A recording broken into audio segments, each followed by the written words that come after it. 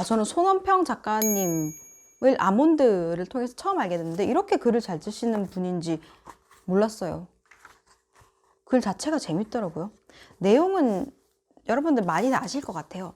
뇌 아몬드, 시상하부 어쩌고 하는 그 감정을 느낄 수 있는 그 부분이 굉장히 다른 일반인들보다 이 주인공은 굉장히 작습니다.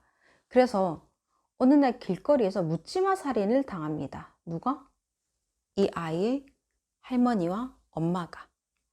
그런데 그걸 봐도 그냥 할머니가 피를 흘리고 있다. 엄마 또한 칼부림을 당했다. 라는 것만 있지. 일반적인 아이였다면 발생할 수 있는 그런 일들이 전혀 발생하지 않아요. 이 아이는 그냥 그러하다. 그게 끝이거든요. 그런 아이인데 이 아이의 부모가 그런 사건 사고를 겪기 전까지 정말 지극정성으로 아이를 가르칩니다. 혹시 뭐 친구가 앞에서 웃으면 너도 그러면 웃는 거야.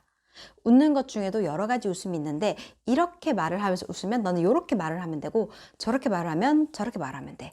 그리고 이런 반응에서는 너는 이렇게 말하면 돼. 라고 하는 것들을 어느 경우의 수들을 미리 정말 다 세팅을 해가지고 아이에게 계속해서 훈련을 시켜요.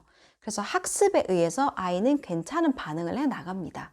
그런데 나이가 들수록 고등학생이, 중학생이 되고 고등학생이 될수록 그 경우의 수는 더욱더 많이 늘어나잖아요. 그리고 또 그 상황에 부모님은 이제 그 사건 사고를 겪어서 거의 혼자서 지내야 되는 그런 상황이었기 때문에 많이 힘든 학창 시절을 겪어요. 그런데 짜잔 하고 어떤 이 아이와는 완전히 반대의 아이가 나타나요.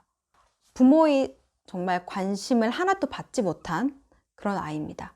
그런데 굉장히 여리고, 근데 그 여림과 상처가 어떻게 표현이 되냐면 폭력적으로 소리 지르고 욕하고 그런 식으로 표현이 되는 거죠. 근데 이 아이 눈에는 보이잖아요. 저런 행위가 사실상 아무것도 아님을.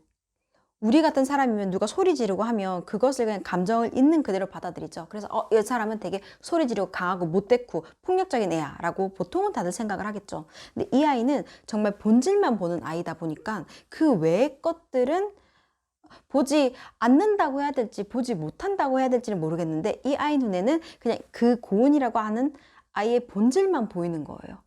그래서 우정을 쌓아 나가고 그리고 고은과의 어떤 우정이 얽히고 설킴 이런 것들이 굉장히 아름답게 잘 그려진 책입니다.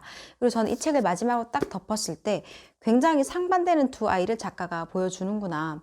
똑같은 아이를 두고도 한쪽은 부모의 사랑을 굉장히 많이 받은 아이, 그리고 한쪽은 부모의 사랑이 거의 없는 아이.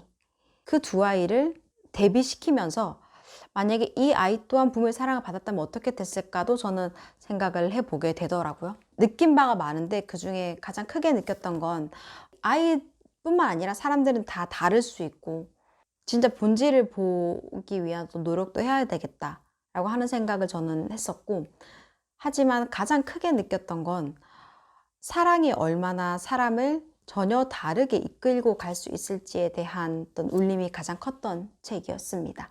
너무너무 좋았어요. 저는 초반에는 어떤 사이코패스 관련된 그런 스릴러물인 줄 알았는데 그런 게 전혀 아니었었고 굉장히 가슴 따뜻했던 그런 책입니다. 테오도르 24번지. 이 책은 조금 배경이 조금 특이해요. 그리스, 딴 나라도 아니고 그리스에 이민을 가게 된, 이사를 가게 된 그 아빠와 아들의 이야기입니다. 어느 나라를 이민을 가든 그 부자 동네가 있고 뭐 안 부자 동네가 있잖아요.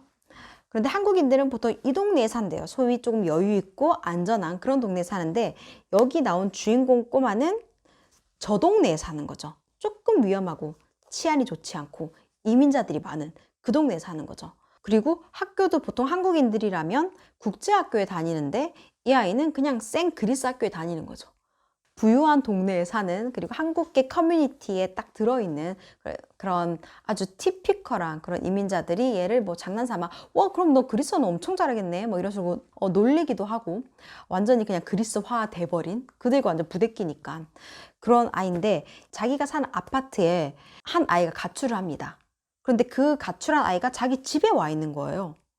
너 뭐야? 너 왜 여기 와 있어? 그러니까 지금 나 밑에 집 사는 사람인데 지금 가출해가지고 뭐 이렇다라고 하니까 이 아이의 아빠가 밑에 집 가서 당신네 아들이 지금 우리 집에 와 있다, 이런 이야기를 하면서 이제 얽히게 되는 이야기입니다. 그 아랫집에는 딸 2명이 있고 아들 1명, 가출한 아들 1명, 그리고 새로운 어떤 아들이 1명 있습니다.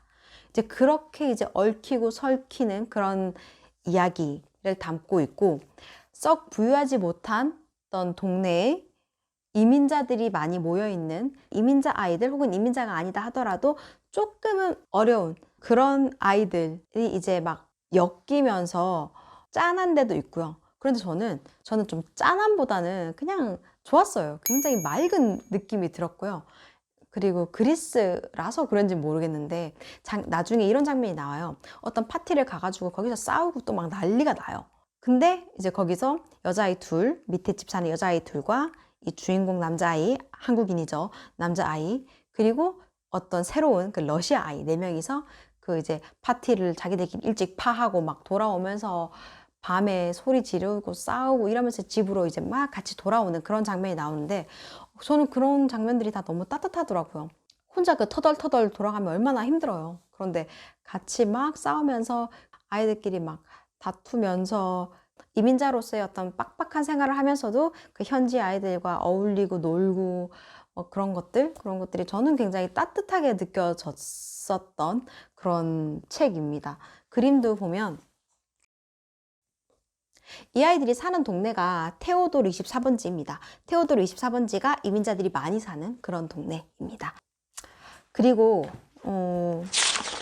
나의 아름다운 죄인들. 이 책은 너무 안타까워요. 이 아이가 너무 안타까워. 부모님한테 이제 버림을 받아요. 그리고는 할머니 손에 이제 키워지게 되는데, 이 아이가 자라는 그 동네의 사람들이 다 너무, 쉽게 말하면 아주 기구한 팔자, 아주 불쌍한 사람들이에요. 그래서 아이는 생활이 힘들다 보니까, 그리고 주위에도 너무 힘든 사람들이 많았고, 그 아이를 버리고 간 아빠가 9년인가? 한참이 지나서 돌아옵니다. 이걸 보면서 이런 거 있잖아요. 아이들이 철드는 것만큼 슬픈 게 없다, 이런 말이 있는데, 어떤 아픔이 많이 느껴졌던 책입니다. 이 책은 전반적으로 느낌이 너무 짠했어요. 나의 페르시아어 수업 있는데 너무 좋아요. 나의 페르시아어 수업은 어떤 책이냐면, 작가가 이란의 반정부 시위 때문에 굉장히 많이 다치고 항상 데모도 하고 테러도 있고 하는 그 시기에서 어려운 시간을 보내고 이란에 있다가 부모님과 함께 프랑스로 건너갑니다. 그리고 프랑스에서 이제 생활을 시작을 해요. 완전히 프랑스화 됐죠. 근데 그랬던 아이가 다시 이제 이란어를, 즉 페르시아어를 배우면서 겪게 되는 과정들을 그린 책인데, 너무너무 아름다워요. 필사하기 정말 너무너무 좋은 책이었어요. 그리고 그 소개글도 어떻게 돼 있었냐면, 뭐 아라비안 나이트를 이을 뭐 매혹적인 이야기 이런데, 저는 사실 아라비안 나이트가 왜 거기 나왔는지는 잘 모르겠어요. 그냥 뭐 이란 뭐 페르시아라고 갖다 붙였나? 뭐 이런 생각이 들긴 하는데, 사실 저는 전혀 관련이 없다고 생각을 하고, 어떤 언어가 한 사람한테 어떤 의미일 수 있는지, 그리고 특히나 이민자한테 어떤 의미일 수 있는지에 대한 생각을 좀 많이 하게 됐고, 그리고 사이사이에 그 시점이 계속해서 옮겨가요. 부모님을 비롯한 어른들이 시위로 인해서 죽어가고, 그리고 혹은 그런 과정에서 자신 또한 떠나기 위해 많은 것을 버려야 했던, 많은 것을 어떤 기억 속에서 차단시켜야 했던 아이의 음성으로 이야기를 하는 장면도 있고요. 또는 시간을 훅 건너뛰어서 성인이 돼서 다시 이란으로 돌아갔을 때 그 어떤 괴리감에 대해서 이야기하는 부분도 있고, 이렇게 시점이 계속해서 왔다 갔다 하는데 어렵지 않았고요. 이민 생활자의 어떤 어려움, 그리고 잊었던 자신의 모국어를 찾아가는 것의 애잔함, 그런 것들이 느껴졌던 굉장히 좋았던 책입니다. 그리고 중간중간 어떤 시들도 많이 나와요. 그런 시들도 너무너무 아름답고 문장 자체가 굉장히 유려하고 조금 화려해요. 저는 밀리의 서재로 이 책을 읽었고요. 그래서 일단 이렇게 잡고 보여드릴 책은 없다는 점이 조금 아쉽네요. 오늘은 이렇게 아이가 주인공인 책들을 한번 소개를 해봤습니다. 일단 오늘은 이렇게 마무리를 하고요. 다음에도 재밌는 책 가지고 이야기할게요. 안녕.